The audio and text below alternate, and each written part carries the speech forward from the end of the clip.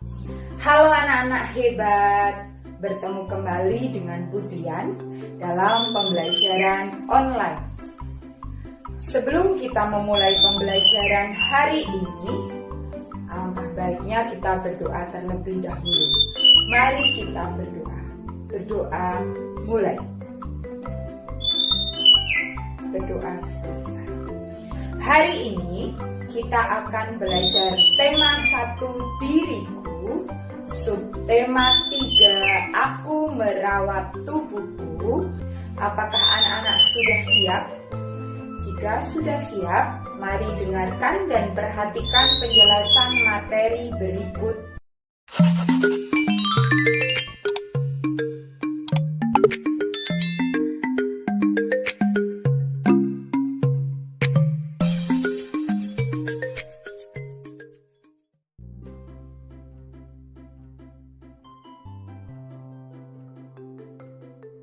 Halo anak-anak, hari ini kita akan belajar mengenai karya seni 2 dimensi.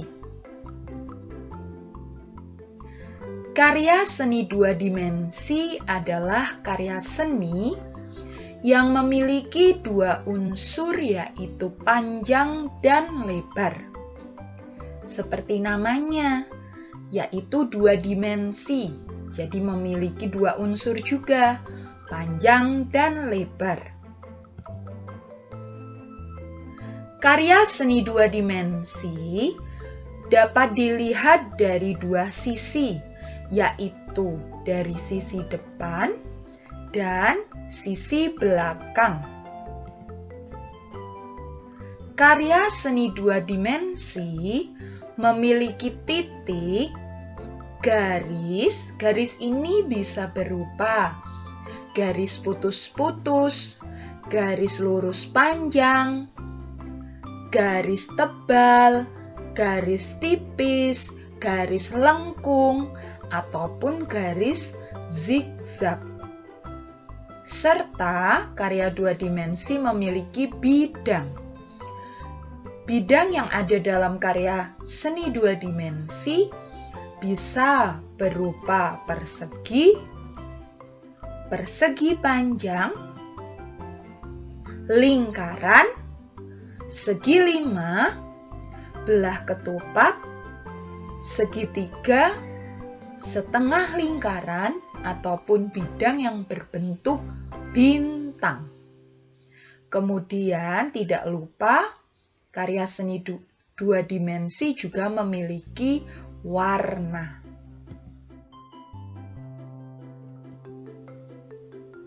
Berikut ini adalah contoh dari karya seni 2 dimensi. Yang pertama ada gambar. Yang kedua ada lukisan. Yang ketiga ada kolase. Kolase ini dapat dibuat dari potongan-potongan kertas yang ditempelkan pada sebuah pola yang sudah dibuat menggunakan lem. Ataupun kolase dapat dibuat juga dari biji-bijian. Bisa biji kacang merah, biji kedelai, biji kacang hijau, ataupun biji-bijian yang lain. Yang selanjutnya contoh karya seni 2 dimensi ada sulaman. Nah, itu tadi beberapa contoh karya seni 2 dimensi. Yang selanjutnya melukis dengan jari. Alat dan bahan yang harus diperlukan. 1. Kertas. Yang kedua ada cat warna. Dan tentunya melukisnya tidak dengan kuas ya anak-anak, kuasnya diganti dengan jari. Cara membuatnya. 1. Siapkan cat berwarna dan kertas.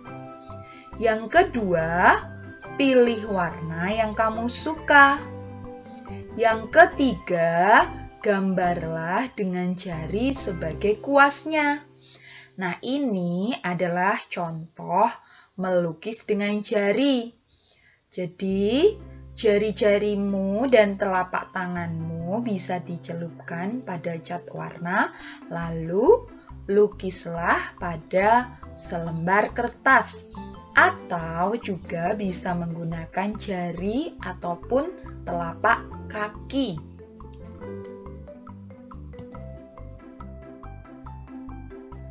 Tadi anak-anak sudah belajar mengenai melukis dengan jari dan karya seni 2 dimensi.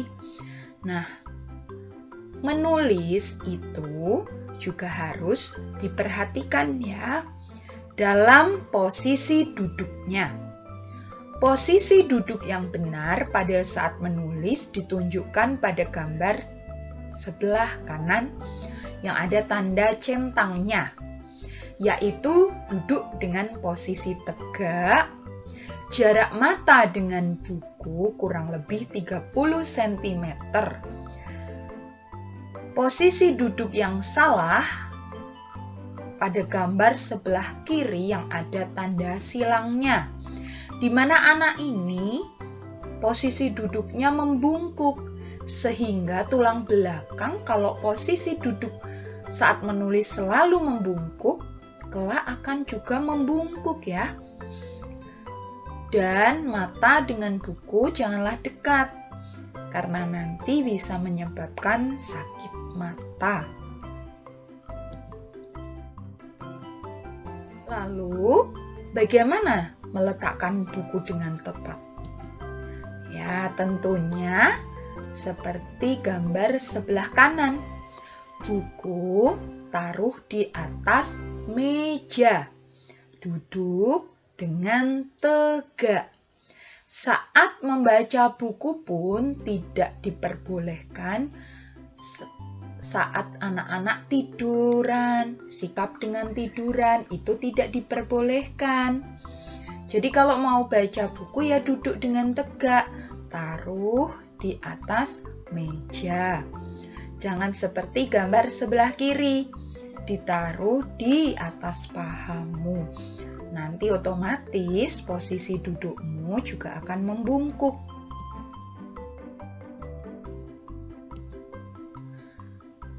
Selanjutnya, belajar memegang pensil yang benar, seperti pada gambar sebelah kanan, yaitu letakkan pensilmu antara ibu jari dan jari telunjuk.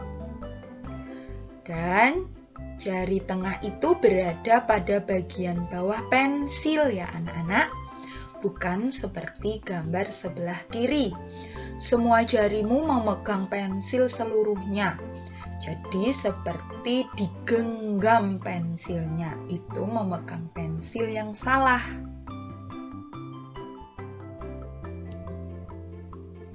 Kita melihat dengan mata. Mata perlu cukup cahaya saat kita menulis.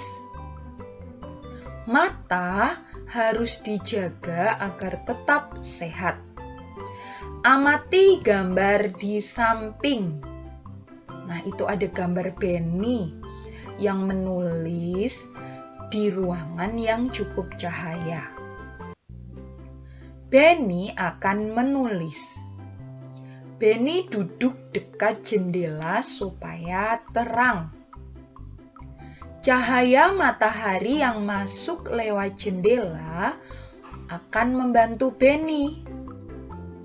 Benny menulis menjadi lebih mudah. Mata pun akan tetap sehat. Jadi saat menulis ataupun membaca, usahakan di dalam ruangan yang cukup cahaya, tidak gelap ataupun remang-remang. Remang-remang itu artinya agak redup. Cahayanya agak redup, mau sedikit ke gelap.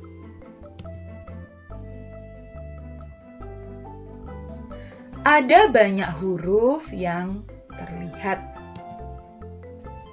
Mulai dari A, B, C sampai dengan Z. Jumlah huruf abjad itu ada 26. Dari A sampai Z itu huruf abjadnya ada 26 ya. Diingat anak-anak. Disimpan di otak, lalu dikunci. Jangan sampai lupa ya. Ada huruf vokal seperti A, I, U, E, O.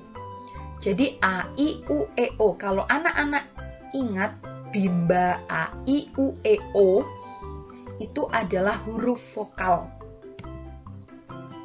Juga ada huruf konsonan, yaitu huruf B, C, D, F, G, H, J, K, L, M, N, P, Q, R, S, T, V, W, X, Y, Z. Nah, itu tadi huruf konsonan.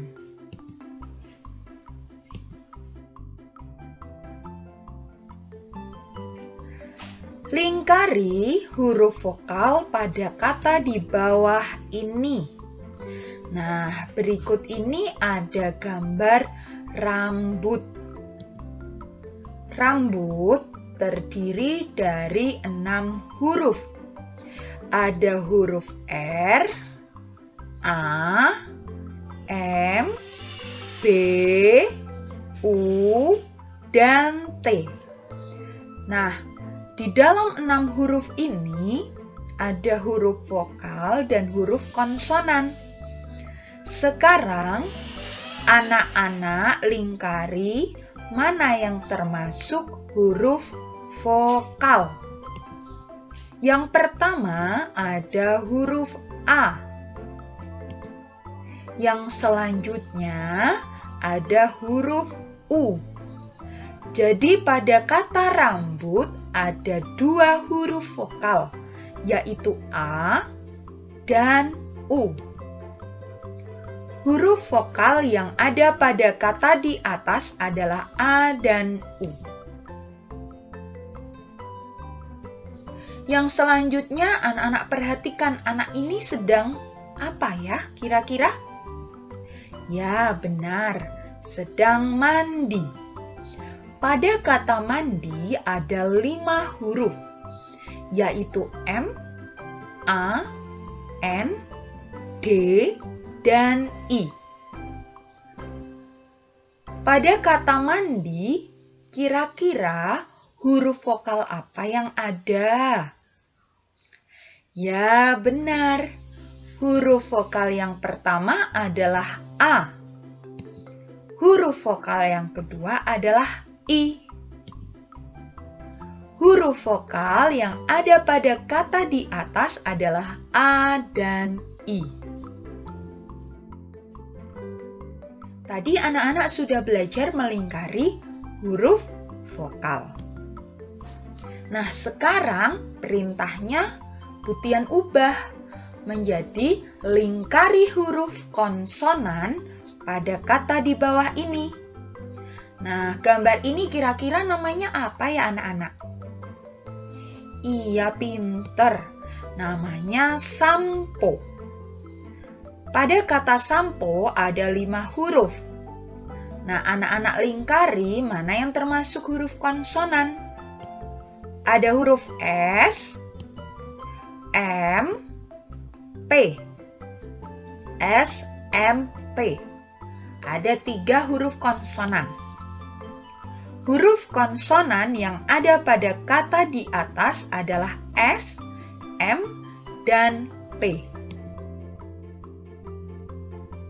Nah, ini gambar apa? Pasti tahu ya. Gambar buku. Ada 4 huruf yang menyusun kata buku. Pada 4 huruf ini, mana yang termasuk huruf konsonan? Huruf B dan huruf K. Huruf konsonan yang ada pada kata di atas adalah B dan K. Menjaga kebersihan tubuh. Anak-anak, tubuh itu adalah pemberian dari Tuhan. Maka, tubuh kita harus dijaga kebersihannya dan harus dirawat dengan baik agar tubuhmu tetap selalu sehat. Untuk menjaga kebersihan rambut, Udin rajin keramas menggunakan sampo. Nah, untuk menjaga kebersihan rambutmu, jangan lupa untuk selalu keramas. Minimal 2 hari sekali ya anak-anak, karena kulit rambutmu itu juga mudah kotor, kena debu, rambut pun juga. Untuk menjaga kebersihan kuku, Udin juga rajin memotong kukunya secara teratur menggunakan gunting kuku. Nah, jadi saat kuku anak-anak sudah panjang, jangan lupa untuk dipotong. Jangan dipelihara kukunya panjang-panjang terus hitam-hitam. Nanti itu bisa jadi sarang cacing. Nanti kalau anak-anak makan pakai tangan, cacingnya ikut ke dalam makanannya, masuk ke dalam tubuh. Atau juga menjadi sarang bakteri ataupun kuman. Jadi saat kukunya sudah panjang, sebelum kukunya menjadi hitam, harus dipotong ya.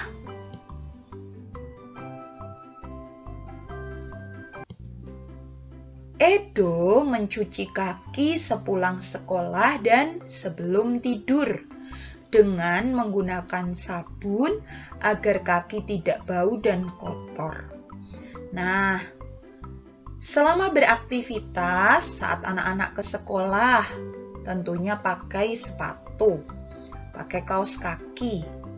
Nah, sepulang sekolah, saat sepatu dan kaos kaki sudah dilepas, langsung cuci kaki agar kakinya tidak bau, tidak kotor, tidak ada kumannya. Dan sebelum tidur juga harus dicuci pakai sabun. Biar kakinya nggak gatal-gatal ya. Udin mandi untuk membersihkan tubuh sebelum ke sekolah dan setelah bermain. Jadi, saat tubuhmu itu sudah berkeringat, tunggulah sampai keringatnya itu hilang, lalu mandi ya anak-anak. Saat anak setelah bermain, tentunya tubuhnya kan berkeringat. Keringatnya biarkan hilang dulu, lalu mandi. Nah, sebelum ke sekolah juga harus mandi. Jangan nggak mandi ya. Nanti kasihan teman-temannya kebauan. Mandi itu saat pagi hari maupun sore hari, dan setelah bermain pun juga harus mandi.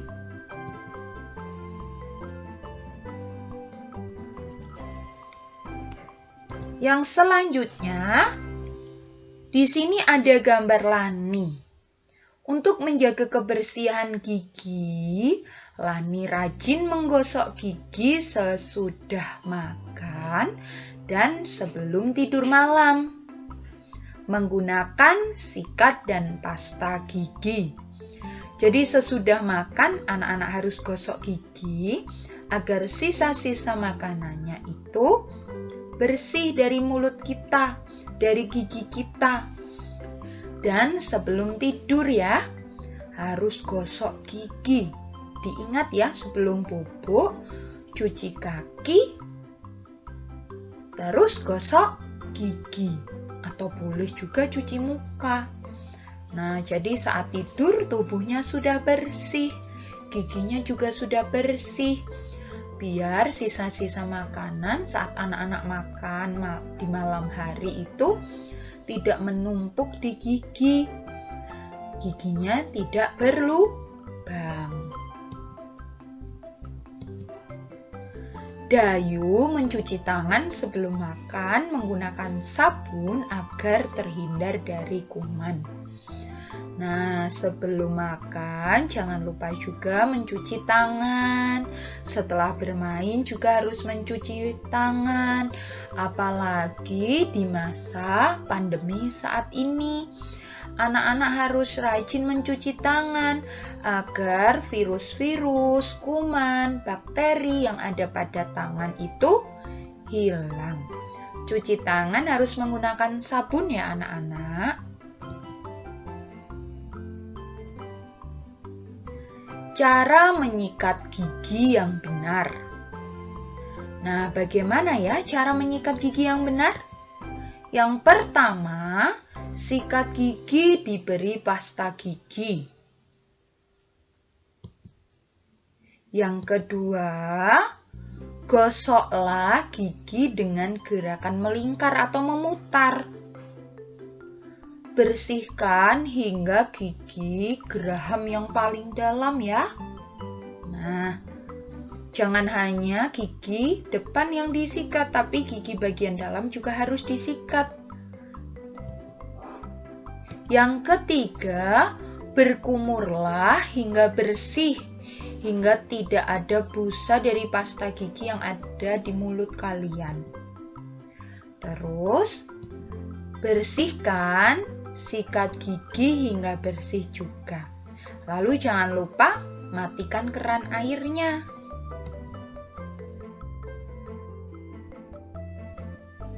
Cara mencuci baju yang benar. 1. Pisahkan baju yang berwarna putih dan yang berwarna-warni. Jadi saat mencuci baju, anak-anak harus tahu kalau warna putih itu jangan dicuci bersamaan dengan baju yang berwarna-warni karena nanti takutnya luntur. Yang warna putih kelunturan. Yang kedua, cucilah baju yang berwarna putih terlebih dahulu. Yang ketiga, barulah baju yang berwarna-warni tadi dicuci. Kemudian, bilaslah sampai bersih. Baju yang berwarna putih dibilas dulu, lalu baju yang berwarna-warni. Setelah dibilas hingga bersih, peraslah, kemudian pakaian dijemur di bawah sinar matahari hingga sampai kering. Sebelum dijemur, dikibaskan, lalu dibalik ya. Sisi depan berada di dalam dan sisi belakang berada di luar. Yang kelima, setelah kering, kemudian disetrika agar kuman-kuman yang ada di baju itu hilang dan baju menjadi lebih rapi. Lalu masukkan ke dalam almari. Nah, itu tadi adalah cara mencuci baju. Anak-anak sudah belajar banyak ya pada hari ini. Belajar membandingkan bilangan. Bandingkan bilangan ini dengan menggunakan kata lebih dari, kurang dari, atau sama dengan. Perhatikan angka di sebelah kiri ada angka 5. Sedangkan di sebelah kanan ada angka 7. Di sebelah kiri angka 5 itu angka yang lebih kecil dari angka di sebelah kanan, yaitu angka 7. Jadi kita akan menggunakan kata perbandingan apa? 5 kurang dari 7. Ya, pinter. 5 itu kurang dari 7. Diingat, jika angka di sebelah kiri lebih kecil dari sebelah kanan, maka kita beri kata perbandingan kurang dari. Sekarang di sebelah kiri ada angka 7 dan di sebelah kanan juga ada angka 7.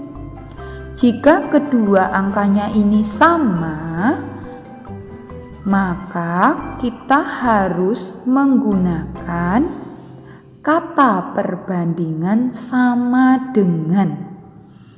Jika angka di sebelah kiri dan kanan itu angkanya sama, harus menggunakan kata perbandingan sama dengan ya. Jadi 7 sama dengan 7. Anak-anak ingat ya. Selanjutnya ada angka 9 di sebelah kiri dan angka 6 di sebelah kanan. Di sebelah kiri, angka 9 itu lebih besar. Angkanya lebih besar daripada angka yang di sebelah kanan, yaitu angka 6. Berarti 9,6. Kita isi kata perbandingan lebih dari.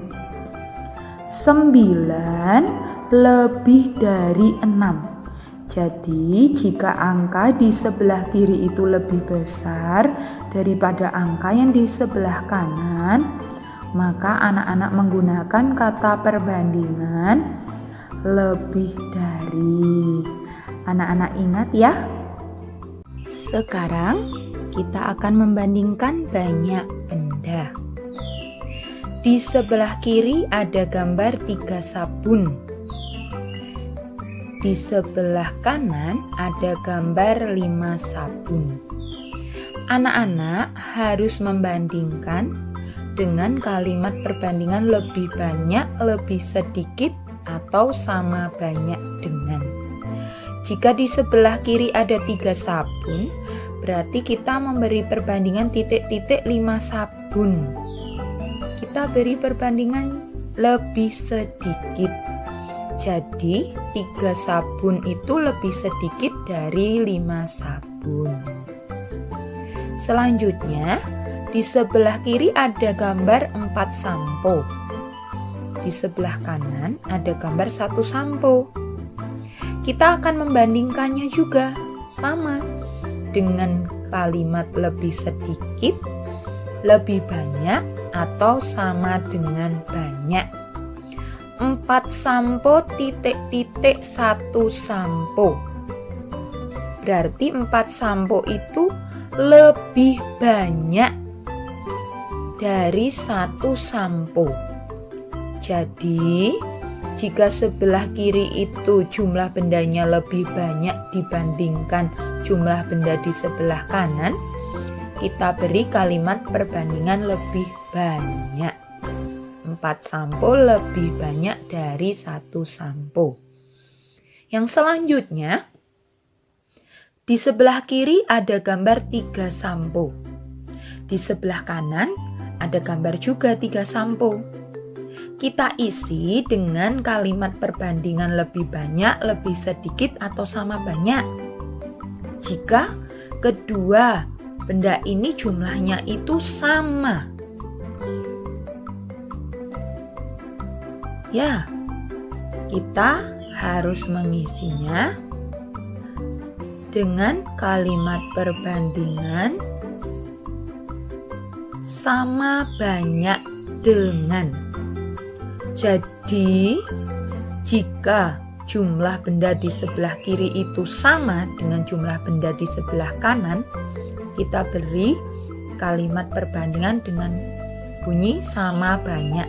Demikianlah penjelasan materi tema 1, subtema 3.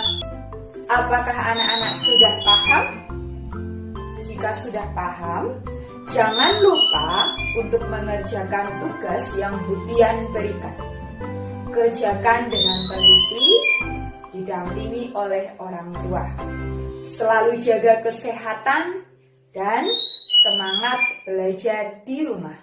Sampai jumpa di pembelajaran berikutnya.